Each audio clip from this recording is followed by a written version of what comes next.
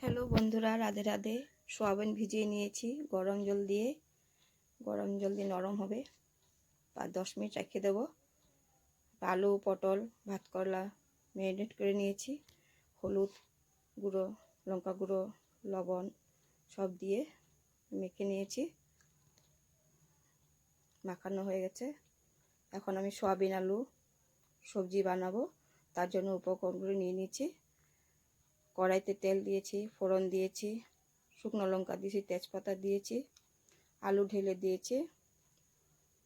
আলুটা ভাজা হয়ে গেলে সয়াবিন দিয়ে দেব লাল লাল করে। লাল লাল হয়ে গেছে, সয়াবিন দিয়েও দিয়ে দিয়েছি।